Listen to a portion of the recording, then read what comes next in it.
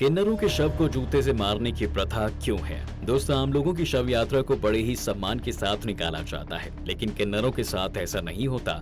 उनके शव को जूते चप्पलों से मारने की प्रथा बनाई गई है, लेकिन क्यों? चलिए वीडियो में जानते हैं।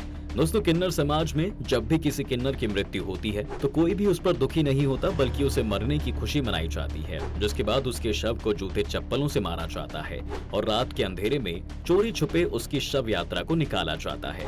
बिना किसी को भनक लगे ही उनका अंतिम संस्कार भी कर दिया जाता है। उनकी शव यात्रा को कोई भी आम इंसान देख नहीं सकता।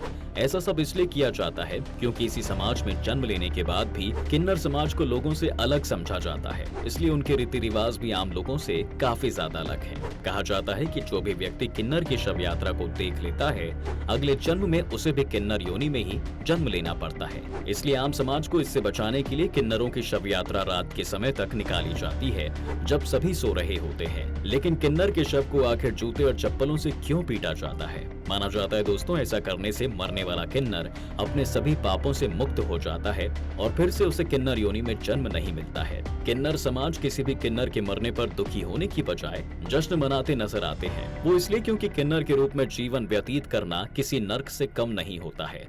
किन्नर की मृत्यु उसे इस जीते जी मिलने वाली नर्क की पीड़ा से उसे मुक्त कर देती है, जिस कारण समस्त किन्नर समाज उसके लिए खुश होता है। किन्नरों को दफनाते समय उनके समाज के लोग उनके शव के सामने खड़े होकर उनकी आत्मा की मुक्ति के लिए प्रार्थना करते हैं। सिर्फ इतना ही नहीं, वो भारी मात्रा में दान पुण्य भी करते हैं। साथ ही साथ मरने वाले की आत्मा की शांति के लिए वो कई दिनों तक उपवास भी रखते हैं। देश में हुआ एक सर्वे बताता है दोस्तों कि जरूरी नहीं सभी किन्नर पैदाइशी किन्नर हो। इनमें कुछ लोग ऐसे होते हैं जो अपनी मर्जी से किन्नर समाज की जिंदगी को चुनते हैं। पूरे देश में 90% किन्नर हैं जो अपनी मर्जी से किन्नर बने हुए हैं। लेकिन क्या आप इस दुनिया के सबसे पहले किन्नर के बारे में जानते हैं? दरअसल हिंदू धर्म की पौराणिक कथाओं में दुनिया के पहले किन्नर बनने का जिक्र किया गया है। प्रजापति करदम का इल नाम का एक पुत्र हुआ करता था। इल शिकार करने का एक बहुत बड़ा शौकीन था। एक दिन इल अपने सैनिकों के साथ वन में शिकार करने के लिए निकला। शिकार की खोज में इल कैलाश पर्वत तक पहुंच गया। उस समय कैलाश पर्वत पर भगवान शिव और पार्वती अपनी प्रेम बेला में लीन थे। शिव तो वैसे भी अर्धनारीश्वर हैं, लेकिन प्रेम के दौरान नृत्य करते समय उन्होंने पूर्णतः नारी का अवतार धारण कर लिया। भगवान के स्त्री रूप धारण करते ही वहाँ मौजूद सभी पेड़ पौधे, जीव जंतु और इंसान भी स्त्री रूप में परिवर्तित हो गए। उस समय इल और उसके सैनिक भी वहाँ पर मौजूद थे, तो वो भी स्त्री बन गए। ये देखकर इल को अत्यंत दुख हुआ। जब इल को इस बात का एहसास हुआ कि ये सब भगवान शिव के कारण हो रहा है, तो इल ने उनसे मिलकर अपने रूप को पुनः प्राप्त करने की बात सोची। भगवान शिव के सामने जाकर इल ने कहा कि प्रभु, आपकी लीला के कारण मैं स्त्री में परिवर्तित हो गया हूँ, इसलिए मुझे फिर से पुरुष बना दीजिए।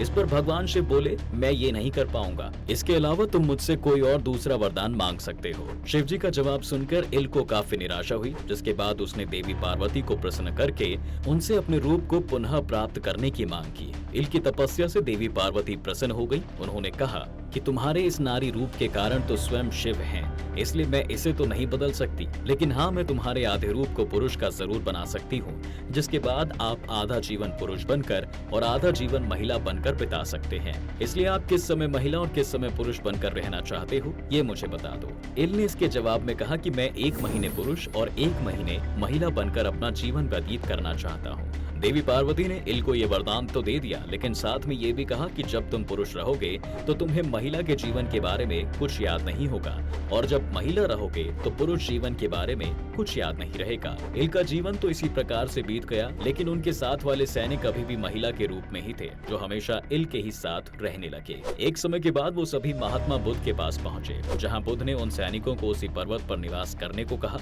साथ में ये भी बताया कि आप सभी किन्ह पुरुष को कुछ समय बाद इसी पर्वत पर पतियों की प्राप्ति होगी।